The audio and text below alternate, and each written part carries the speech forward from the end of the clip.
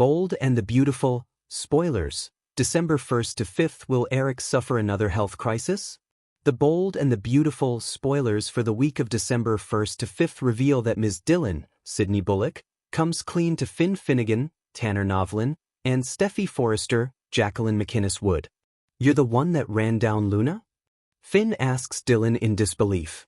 "I'm so sorry. I killed your daughter," Dillon cries. Bill Spencer, Don Diamont, urges Katie Logan, Heather Tom, to leave Forrester Creations. "You want me to leave Forrester and come back?" Katie asks. "You shouldn't have to answer to Ridge and Brooke," Bill replies. Ridge Forrester, Torsten K., tells Eric Forrester, John McCook, it might be time for him to retire. "Go off into the sunset. Do something." "That's what I would do if I were in your shoes," Ridge suggests. "You're not in my shoes, Ridge." Eric claps back. Brooke and Ridge reminisce. Katie is disappointed that her sister, Brooke, is not supporting her. Donna blindsides Brooke with news about Eric. BNB, spoilers for Thursday, December 4th.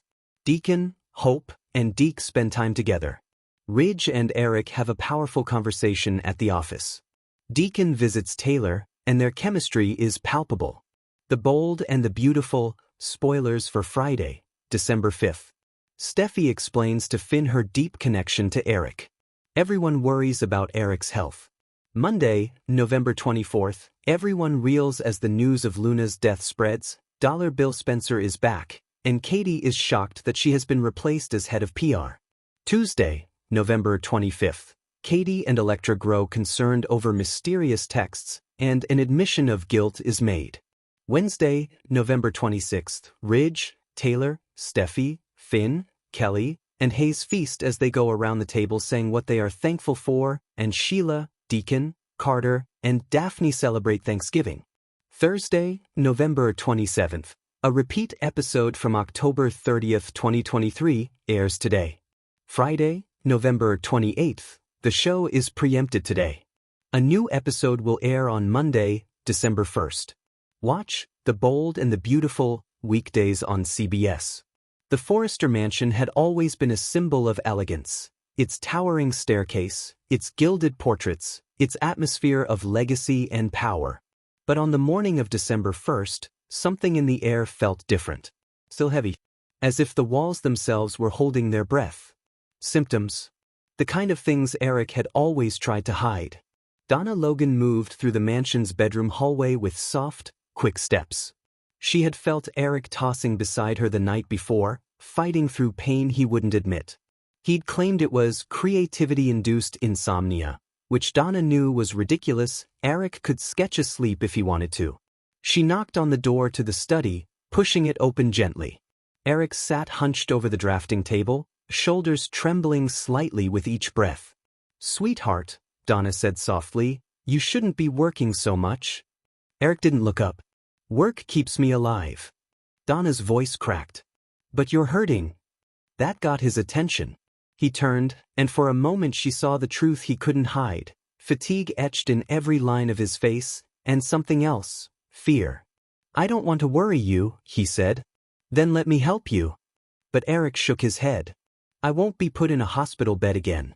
I won't have people looking at me like I'm dying."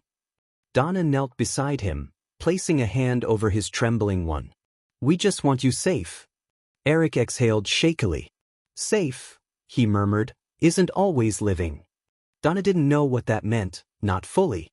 But the dread blooming in her chest told her she'd soon find out. Wednesday, December 3rd, Steffi's discovery. At the office, tensions were mounting. Steffi had called an emergency meeting after Zen slipped her a concerning piece of information. Files, designs, and financial documents that Eric had edited at 3 in the morning. Revisions that made no sense. When the meeting began, RJ looked defensive. "Granddad's allowed to make changes." Steffi met his gaze levelly. "Not changes like this. These sketches are unstable. The lines are off. The proportions are wrong. This isn't Eric." RJ bristled. "He's experimenting." Ridge rubbed his forehead. "There's something going on. Physically. I know my father. He's keeping something from us." Hope, sitting beside placed a gentle hand on his knee to keep him grounded. Maybe it's time we talk to him. Together. RJ's voice cracked. You're making him sound fragile. He's not fragile. Steffi's eyes softened. He's human. But RJ couldn't hear it.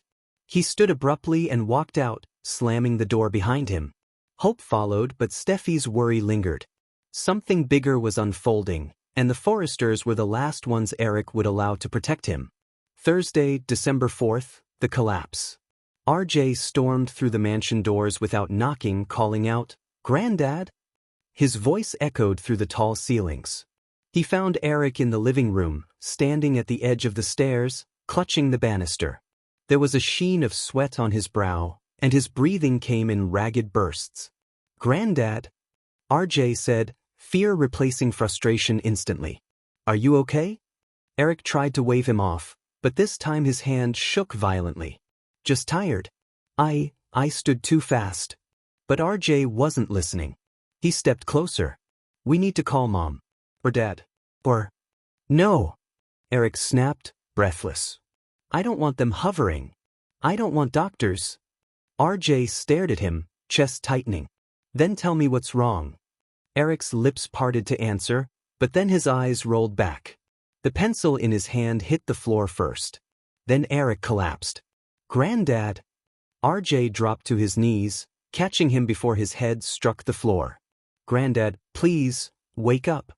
Donna, hearing the shouting, rushed into the room. When she saw Eric unconscious in RJ's arms, her scream caught in her throat. "Call 911, she choked out. "Now!" RJ's hands shook as he dialed, his voice breaking as he gave the address.